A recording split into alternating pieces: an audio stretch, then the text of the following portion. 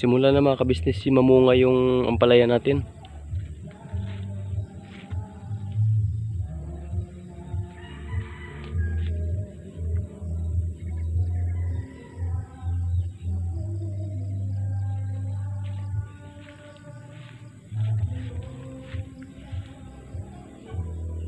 Pero tinanggal ko yung mga first fruit mga kabisnes. Kailangan kasi natin tanggalin yung mga unang bunga.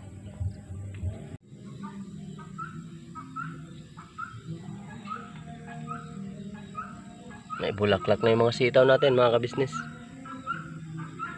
Pipino pala to, pipino.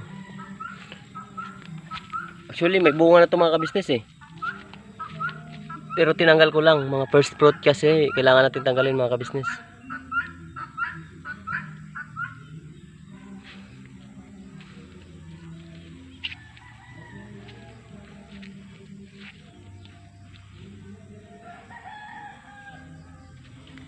Talong natin mga kabisnes.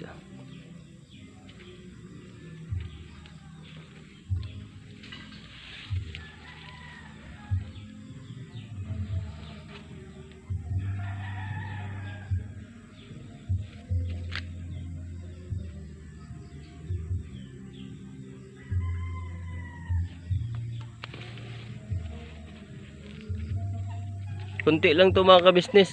Isang plat lang tong ginawa natin na pipino. Tapos isang plat din dun sa sitaw. Sitaw naman yung sa kabila. Bali mga try lang to natin mga kabisnes kung uobra siya. Kung sakaling maganda yung ano niya dito mga kabisnes, maganda yung bunga niya, tuloy-tuloy na natin to.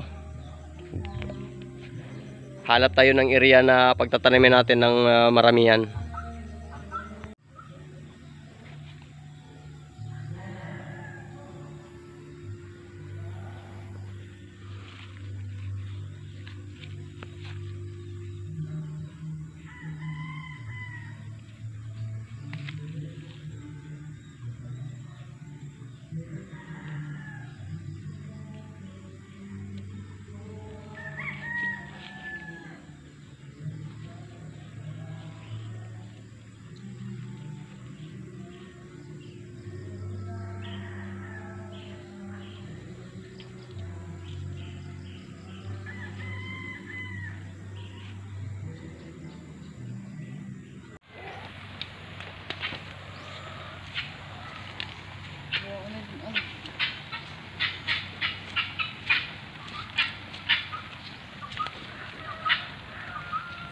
Ayan, may bunga na mga kabisnes.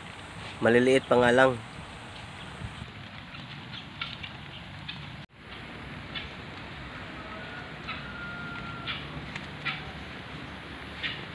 May bunga na din mga kabisnes. Sitaw natin. Maliliit pa mga kabisnes. Ito medyo malaki mga kabisnes. Ilang araw na lang ito mga kabisnes. Makakatikim na tayo ng tanim natin mga kabisnes.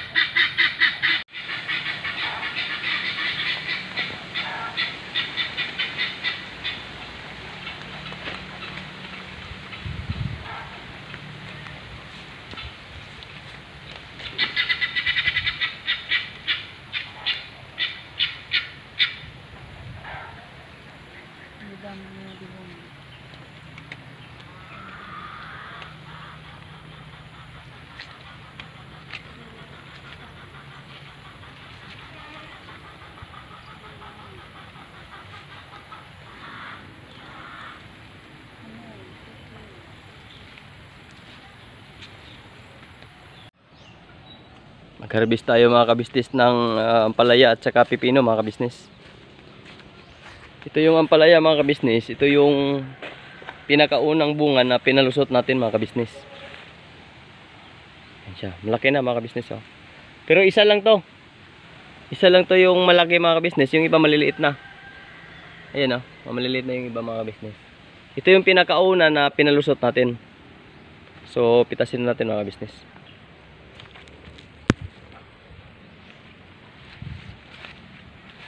Yung iba, yan, maliliit pa yung iba.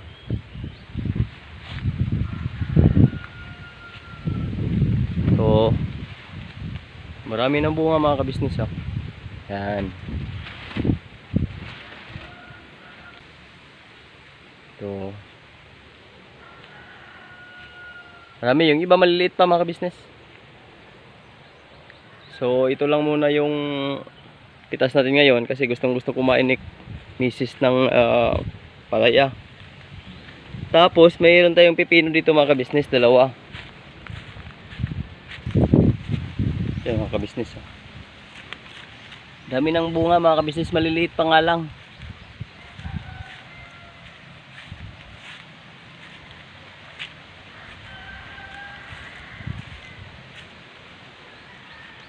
Pero ito, di na rin magtatagal ito mga ka-business.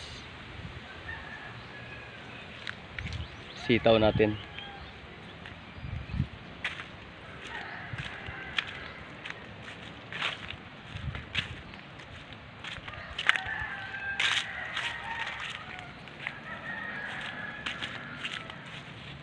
Yan mga ka-business oh.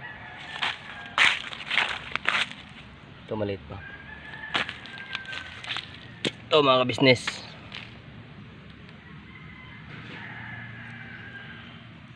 Ito yung mga unang bunga na pinalusot natin. Actually, ang mga unang bunga talaga nito mga ka-business, tinanggal natin.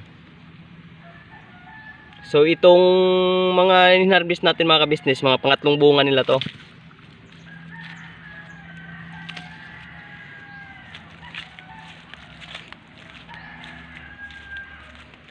Yan, mayroon pa isa dito pero maliit pa yan mga ka-business.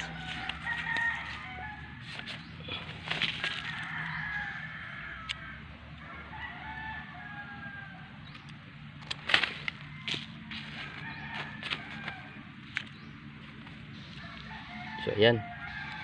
Ito maliit pa, bukas pwede na yan bukas mga ka-business. So ayan, fresh na fresh mga ka-business oh. Meron pa isa doon mga ka-business oh. So dito. Yan lang, simple lang buhay mga ka-business sa probinsya. Kapag ka mayroon tayong tanim mga ka-business, di natin kailangan bumili. Nandito na. Pag gusto natin kumain, talong, yan, may mga talong tayo. Katapos na namin mag-harvest kanina mga ka-business. Ayan.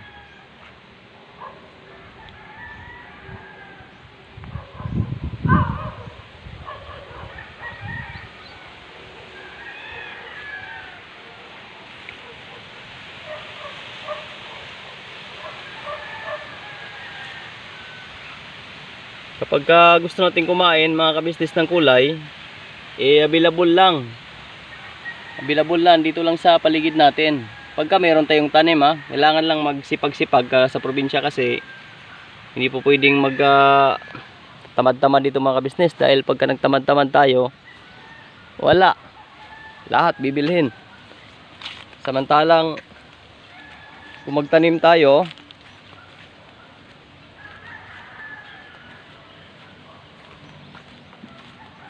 antay lang tayo ng ilang buwan, 2 buwan. Mabilis lang naman yung 2 buwan mga ka-business eh. Yung sitaw mabilis lang to.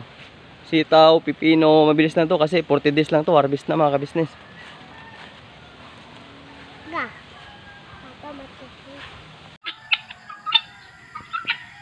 Marami ng harveston mga ka-business. Pwede na tayong maggulay mga ka-business oh.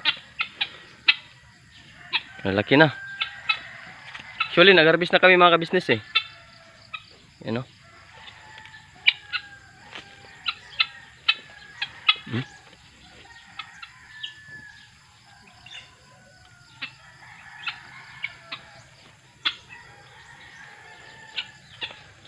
Dami maliliit mga ka-business. Ayan o.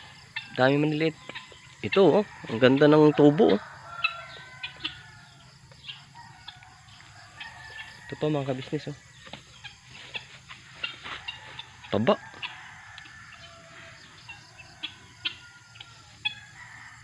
Maliliit mga kabisnes, ang dami oh.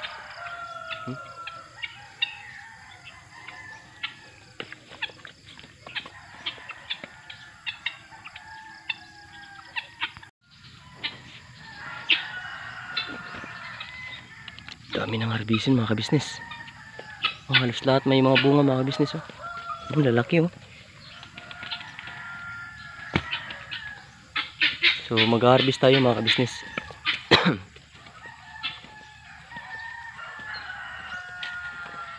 Dito dalawa oh. Mga kabisnes, ang laki.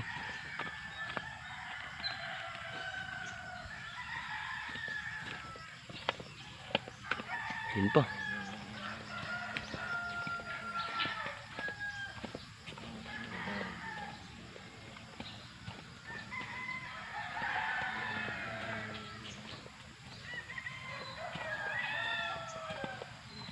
Dito tatlo dito mga kabisnes oh. Dito ang grabe, sobrang laki oh.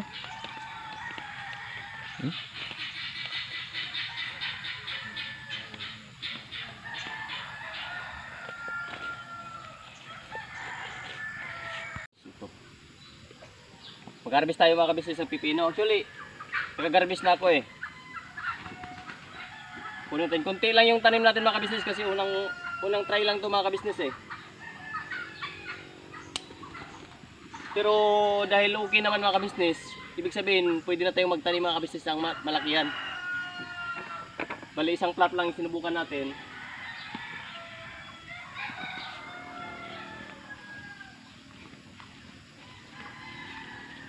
Mga talong namin mga kabisnes maliliit na. Pero nagkakabunga, may bunga pa rin mga kabisnes. Meron mo, laki mga kabisnes oh.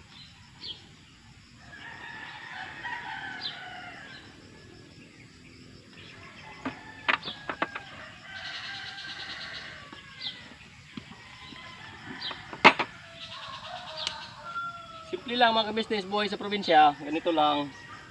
Basta magtanim lang tayo mga kabisnes. Meron tayong available na gulay dito sa backyard lang. Pag gusto natin kumain, makakapitas tayo, di ba?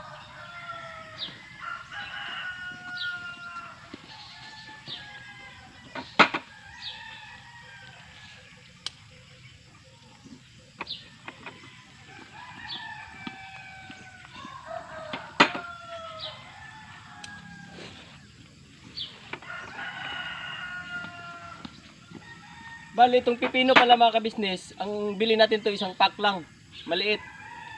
So 85, dito sa amin kasi mahal eh, yan sa may Carigara. Pero sa Tacloban 65 lang mga kabisnes. Dito 85 mga kabisnes. 85 siya. Ito na yung mga harvest natin mga kabisnes oh, marami. Unang harvest natin to mga kabisnes. Tapos pagkita ko sa inyo mga kabisnes yung palaya namin.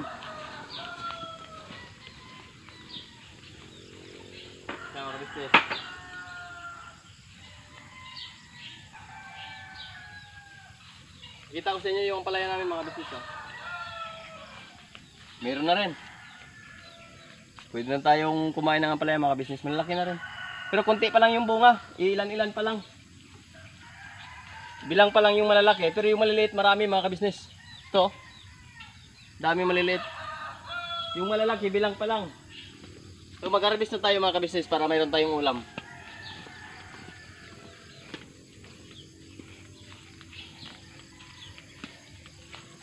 Harvest tayo mga kabisnes.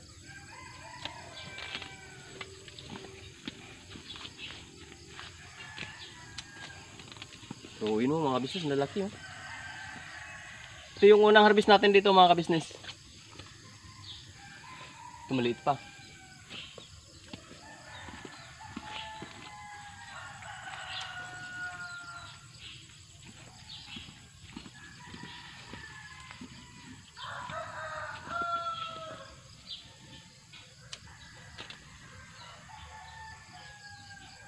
Langanin. Ito na lang muna mga kabisnes. Ah, ito pa pala.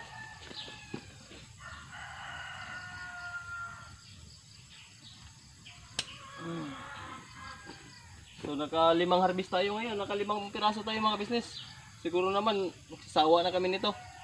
Lalaki. Ito bukas, pwede na ito mga kabisnes bukas. Yung iba naman bukas.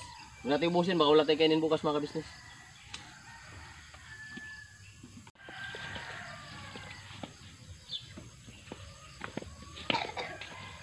So, ito mga ka-business, ano lang to?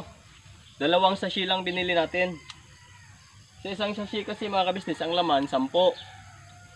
10 seeds. Dito sa amin, 85 ang isa. 10 siya, tapos may pasobra kasi yun eh.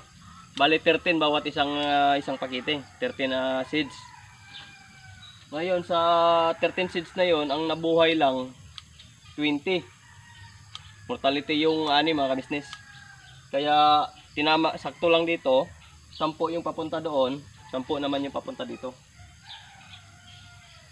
So 85 plus 85 mga ka-business, 170. 170 lang yung natin. Tapos ang dami nating ma-harvest. Ito.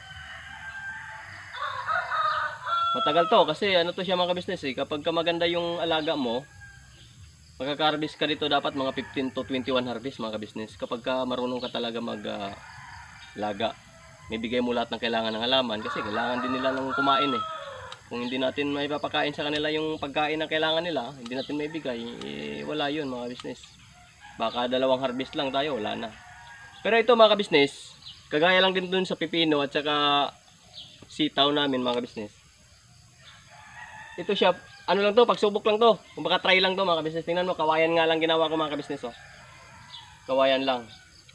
Pero yan, ngayon dahil namunga naman, ibig sabihin mga ka-business, dito sa amin, ayos, mapapabunga natin yung ampalaya. Kaya, pwede na tayo magtanim mga ka-business ng medyo marami. Kahit mga isang lata mga ka-business, isang lata nito, isang latang pipino, tapos isang latang sitaw, magsubok muna tayo ng tagi-isang lata mga ka-business. Actually, may nabili na ako dyan isang lata, tagi-isang lata. So, yun lang mga ka-business. Paano yan mga ka-business? Hanggang dito na lang. Wala na akong masabi. Sa susunod na video na lang ulit.